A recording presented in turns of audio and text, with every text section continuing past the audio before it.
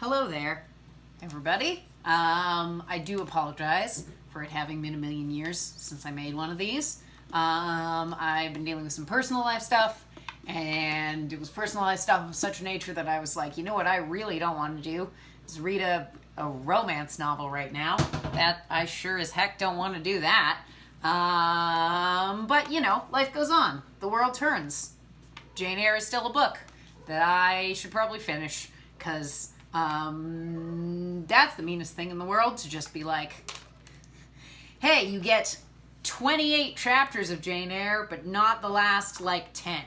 No last 10 chapters for you. You just get to sit in the hell of Jane being separated from Rochester forever. That's where I'll leave you. So no, I'm not going to do that to you. So here we go. Chapter 29 of Jane Eyre.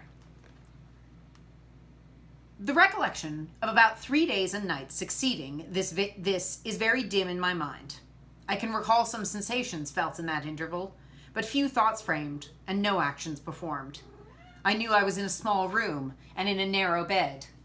To that bed I seemed to have grown. I lay on it, motionless as a stone, and to have torn me from it would have been almost to kill me. I took no note of the lapse of time, of the change from morning to noon, from noon to evening. I observed when anyone entered or left the apartment. I could even tell who they were. I could understand what was said when the speaker stood near me, but I could not answer. To open my lips or move my limbs was equally impossible.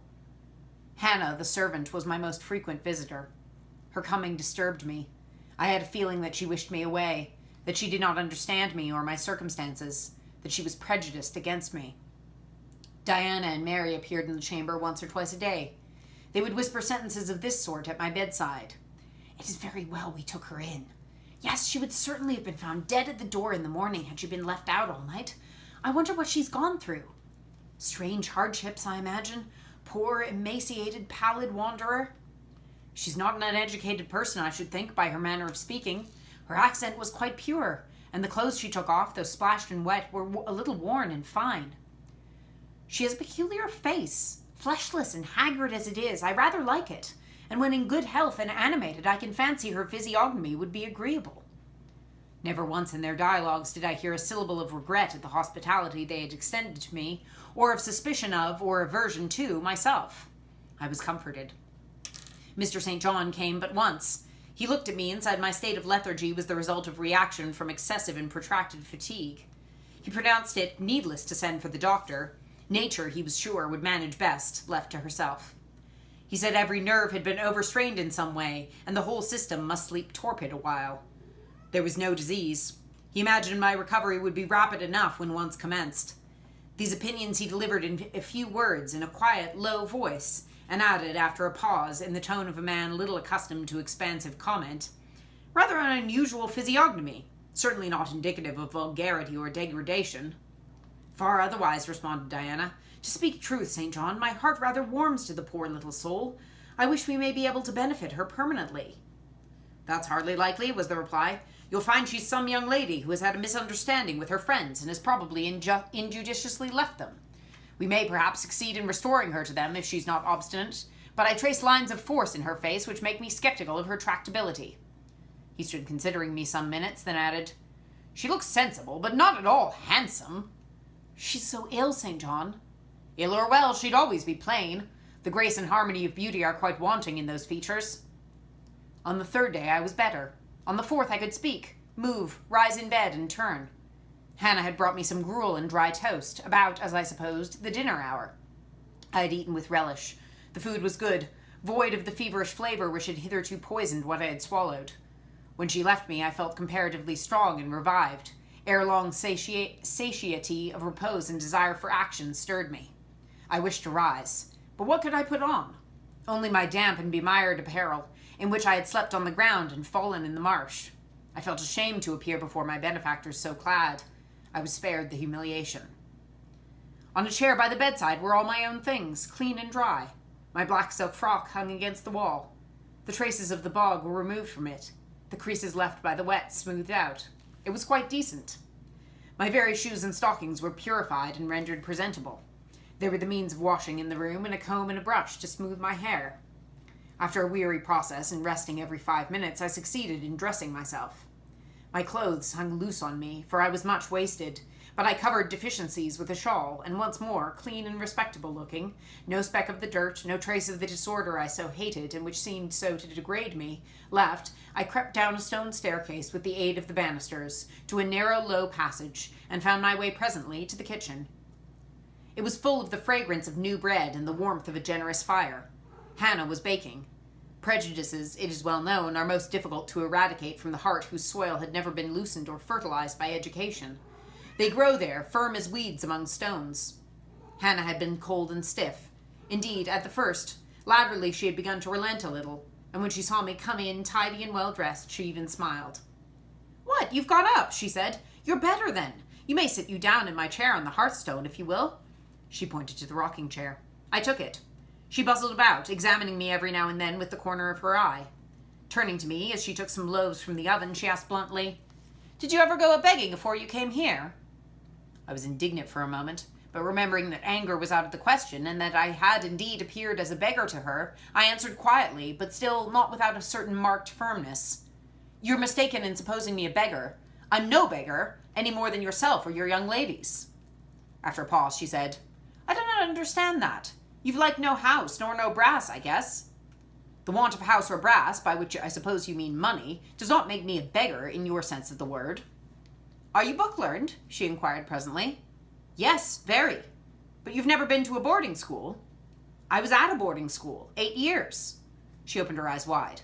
"Whatever cannot you keep yourself for, then?" "I have kept myself, and I trust shall keep myself again. What are you going to do with these gooseberries?" I inquired as she brought out a basket of fruits. "Make 'em into pies." "Give them to me, and I'll pick them." "Nay, I do not want you to do naught." "But I must do something. Let me have them." She consented, and she even brought me a clean towel to spread over my dress, lest, as she said, I should mucky it. "You've not been used to servant's work, I see by your hands," she remarked. "Happen you've been a dressmaker?" "No, you're wrong. And now, never mind what I've been. Don't trouble your head further about me, but tell me the name of the house where we are." "Some calls it Marsh End, and some calls it Moor House." "And the gentleman who lives here is called Mr. St. John?" "Nay, he doesn't live here. He's only staying a while. When he's at home, he's in his own parish at Morton." "That village a few miles off?" "Aye." "And what is he?" "He's a parson." I remembered the answer of the old housekeeper at the parsonage when I'd asked to see the clergyman. "This, then, was his father's residence?" "Aye, old Mr. Rivers lived here, and his father and grandfather and great-grandfather afore him." The name, then, of that gentleman is Mr. St. John Rivers?" "Aye, St. John is like his christened name." "And his sisters are called Diana and Mary Rivers?" "Yes." "Their father is dead?" "Dead 3 weeks sin, of a stroke." "They have no mother?" "The mistress has been dead this mony a year." "Have you lived with the family long?" "I've lived here 30 year. I nursed 'em all 3. "That proves you must have been an honest and faithful servant. I will say so much for you, though you have had the incivility to call me a beggar." She again regarded me with a surprised stare. "I believe," she said, "I was quite mistaken in my thoughts of you, but there's so many cheats goes about, you mun forgive me." "And though," I continued rather severely, "you wished to turn me from the door on a night when you should not have shut out a dog." "Well, it was hard, but what can a body do? I thought more of the children nor of myself. Poor things, they've like nobody to take care on 'em but me. I'm like to look sharpish." I maintained a grave silence for some minutes. "You mun not think too hardly of me," she again remarked.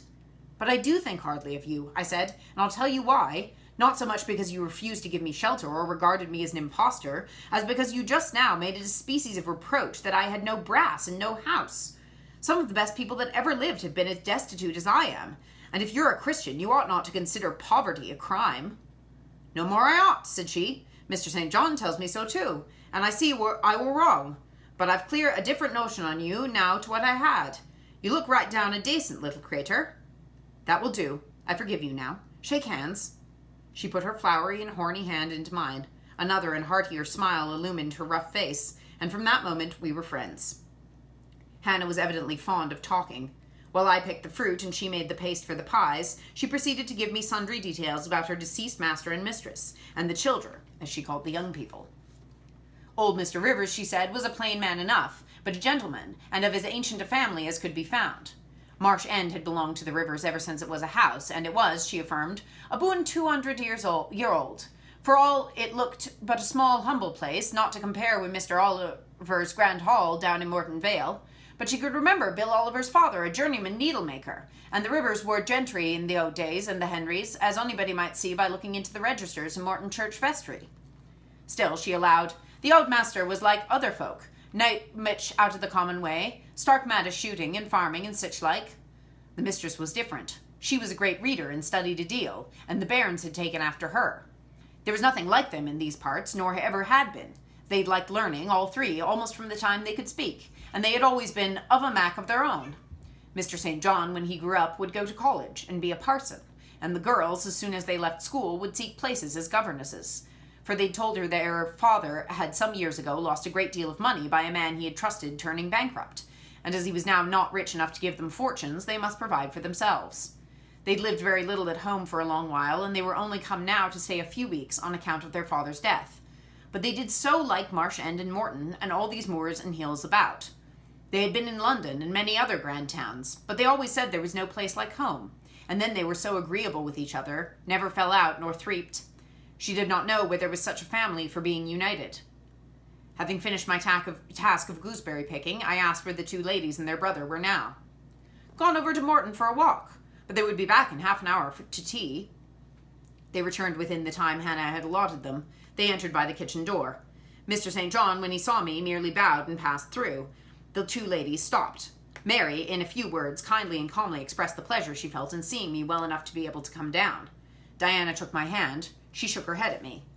You should have waited for my leave to descend, she said. You still look very pale and so thin. Poor child, poor girl. Diana had a voice toned to my ear like the cooing of a dove. She possessed eyes whose gaze I delighted to encounter. Her whole face seemed to me full of charm. Mary's countenance was equally intelligent, her features equally pretty, but her expression was more reserved, and her manners, though gentle, more distant. Diana looked and spoke with a certain authority. She had a will, evidently. It was my nature to feel pleasure in yielding to an authority supported like hers, and to bend, where my conscience and self-respect permitted, to an active will. And what business have you here? She continued. It's not your place. Mary and I sit in the kitchen sometimes, because at home we like to be free, even to license. But you are a visitor, and must go into the parlor. I'm very well here. Not at all, with Hannah bustling about you and covering you with flour. Besides, the fire is too hot for you, interposed Mary. To be sure, added her sister. Come, you must be obedient. And still holding my hand, she made me rise and led me into the inner room. Sit there, she said, placing me on the sofa, while we take our things off and get the tea ready. It is another privilege we exercise in our little moorland home, to prepare our own meals when we are so inclined, or when Hannah is baking, brewing, washing, or ironing. She closed the door, leaving me solus with Mr. St. John, who sat opposite, a book or newspaper in his hand. I examined first the parlor and then its occupant. The parlor was rather a small room, very plainly furnished, yet comfortable because clean and neat. The old-fashioned chairs were very bright, and the walnut wood table was like a looking-glass. A few strange antique portraits of the men and women of other days decorated the stained walls. A cupboard with glass doors contained some books and an ancient set of china. There was no superfluous ornament in the room, not one modern piece of furniture, save a brace of workboxes and a lady's desk in rosewood, which stood on a side table. Everything, including the carpet and curtains, looked at once well worn and well saved. Mr. St. John, sitting as still as one of the dusty pictures on the walls, keeping his eyes fixed on the page he perused, and his lips mutely sealed, was easy enough to examine. Had he been a statue instead of a man, he could not have been easier. He was young, perhaps from 28 to 30. Tall, slender, his face riveted the eye. It was like a Greek face, very pure in outline, quite a straight classic nose, quite an Athenian mouth and chin. It is seldom, indeed, an English face comes so near the antique models as did his. He might well be a little shocked at the irregularity of my lineaments, his own being so harmonious. His eyes were large and blue, with brown lashes. His high forehead, colorless as ivory, was partially streaked over by careless locks of fair hair. This is a gentle delineation, is it not, reader? Yet he whom it describes scarcely impressed one with the idea of a gentle, a yielding, an impressible, or even of a placid nature. Quiescent as he now sat, there was something about his nostril, his mouth, his brow, which to my perceptions indicated elements within either restless or hard or eager. He did not speak to me one word, nor even direct to me one glance till his sisters returned. Diana, as she passed in and out in the course of preparing tea, brought me a little cake, baked on the top of the oven. "Eat that now," she said. "You must be hungry. Hannah says you have had nothing but some gruel since breakfast." I did not refuse it, for my appetite was awakened and keen. Mr. Rivers now closed his book, approached the table, and, as he took a seat, fixed his blue pictorial-looking eyes full on me. There was unceremonious directness, a searching, decided steadfastness in his gaze now, which told that intention and not diffidence had hitherto kept it averted from the stranger. "You're very hungry," he said. "I am, sir. It is my way. It always was my way, by instinct, ever to meet the brief with brevity, the direct with plainness. It is well for you that a low fever has forced you to abstain for the last 3 days. There would have been danger in yielding to the cravings of your appetite at first. Now you may eat, though still not moderately." "I trust I shall not eat long at your expense, sir," was my very clumsily contrived, unpolished answer. "No," he said coolly. "When you have indicated to us the residence of your friends, we can write to them, and you may be restored to home." "That, I must plainly tell you, is out of my power to do, being absolutely without home or friends." The three looked at me, but not distrustfully. I felt there was no suspicion in their glances. There was more of curiosity. I speak particularly of the young ladies. St. John's eyes, though clear in a literal sense, in a figurative one, were difficult to fathom. He seemed to use them rather as instruments to search other people's thoughts, than as agents to reveal his own. The which combination of keenness and reserve was considerably more calculated to embarrass than to encourage. "Do you mean to say," he asked, "that you're completely isolated from every connection?" "I do. Not a tie links me to any living thing. Not a claim do I possess to admittance under any roof in England." "A most singular position at your age." Here I saw his glance directed to my hands, which folded on the table before me. I wondered what he sought there. His words soon explained the quest. "You've never been married? You're a spinster." Diana laughed. "Why, she can't be above 17 or 18 years old, John," said she. "I'm near 19, but I'm not married, no."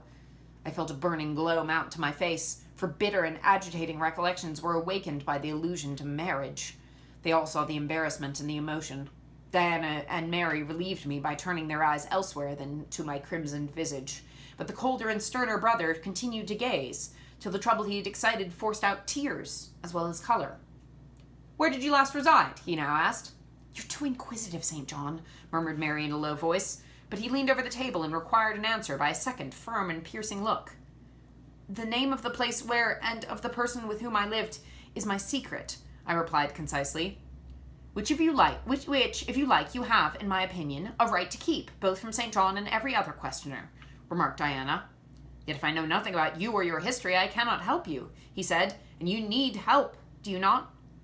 "I need it, and I seek it so far, sir, that some true philanthropist will put me in the way of getting work which I can do, and the remuneration for which will keep me, but in the barest necessities of life." "I know not whether I am a true philanthropist, yet I am willing to aid you to the utmost of my power in a purpose so honest. First, then, tell me what you had been accustomed to do, and what you can do." I had now swallowed my tea. I was mightily refreshed by the beverage, as much so as a giant with wine. It gave new tone to my unstrung nerves, and enabled me to address this penetrating young judge steadily. "Mr. Rivers," I said, turning to him and looking at him as he looked at me, openly and without diffidence, "you and your sisters have done me a great service, the greatest man can do his fellow being. You've rescued me, by your noble hospitality, from death. This benefit conferred gives you an unlimited claim on my gratitude, and a claim, to a certain extent, on my confidence. I will tell you as much of the history of the wanderer you have harbored as I can tell without compromising my own peace of mind, my own security, moral and physical, and that of others. I'm an orphan, the daughter of a clergyman. My parents died before I knew them. I was brought up a dependent, educated in a charitable institution. I will even tell you the name of the establishment where I passed 6 years as a pupil and 2 as a teacher. Lowood Orphan Asylum, Blankshire. You'll have heard of it, Mr. Rivers. The Reverend Robert Brocklehurst is the treasurer." "I've heard of Mr. Brocklehurst, and I've seen the school." "I left Lowood nearly a year since to become a private governess. I obtained a good situation and was happy. This place I was obliged to leave 4 days before I came here. The reason of my departure I cannot and ought not to explain. It would be useless, dangerous, and would sound incredible. No blame attached to me. I am as free from culpability as any one of you 3. Miserable I am, and must be for a time, for the catastrophe which drove me from a house I had found to paradise was of a strange and direful nature. I observed but 2 points in planning my departure: speed, secrecy.